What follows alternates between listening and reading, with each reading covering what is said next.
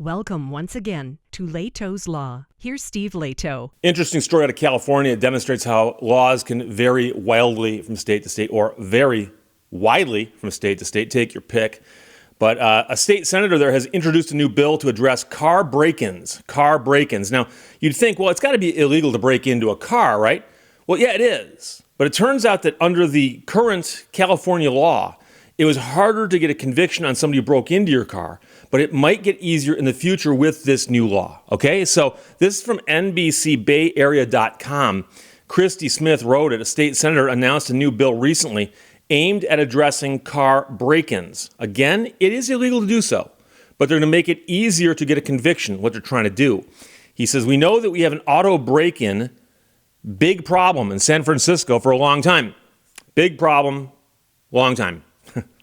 He says the bill will help prosecutors hold people accountable who are breaking into cars and explain how the current laws work, because there's a problem with the current law. There is a requirement that in order to prove that someone is guilty of breaking into a car or of auto burglary, you have to prove that the door was locked. So even if you have a video of the person smashing the window, even if there's clear evidence the person broke into the car, you can't get a conviction. And that is a crazy portion of the law, if that's the way it is. Because if somebody smashes your window to get into your car, whether the door was locked or unlocked, doesn't matter. They've damaged your car, and if they used that to get in, it wouldn't matter if the window or door was locked. That's nonsense. The new legislation eliminates the requirement that he says makes no sense. He was joined by San Francisco city leaders at the Palace of Fine Arts, a popular tourist spot where rental cars have repeatedly been targeted by car burglars. Can you imagine being a tourist, going to a city, and not only having the rental car broken into, but having your passport stolen, having your trip delayed, disrupted, and then to return to your city that you came from and tell everyone about this bad experience that happened right here in San Francisco? And that was the mayor speaking in that case.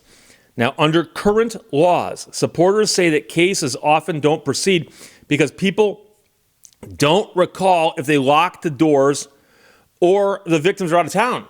Because if you need someone to come in and testify about a car break-in and they live in Maine or Germany, you drag them back and have them testify? Or will they come back if you ask them to?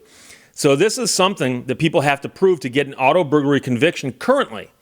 So it's basically open season on vehicles with doors that are unlocked, or if you break the window, or if the person's from out of town. Now, you can't solve some of those problems through legislation, but some of them you can. So I believe that the statistic at this point is that in this year alone, this year, 2023 alone, we've had more than 15,000 reported auto burglaries. It's a crime that we must address in this city. That's the San Francisco District Attorney Brooke Jenkins speaking. 15,000 reported auto burglaries.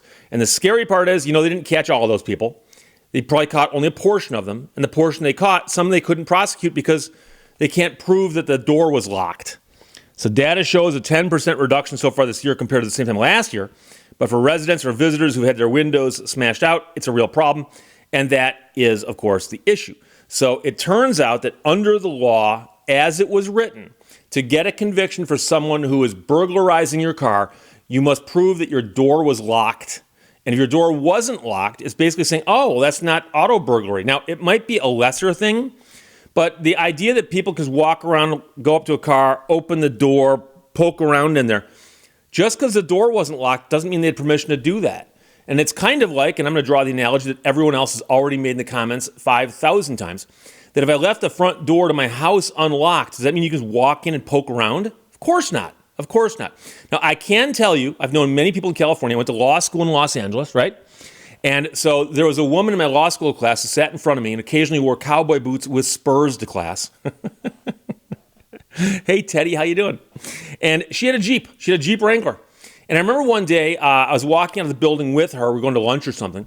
As I walked out of the building, she goes, well, this is my car. I got to go. So she climbs into a Jeep that's sitting there that had the roof up, but the doors were off and all the windows were unzipped. And I jokingly said to her, I go, it's a heck of a security system you got there. And she goes, oh. She goes, if you have a Jeep in this city, she goes, kiss everything inside of it goodbye. And I go, why is that? She goes, because you can't lock these things that well. It had the old style plastic windows that you could pull out of the doors. You could unzip them also, but you could pull them out entirely. And she goes, anybody who wants to can just reach in here and open the door up.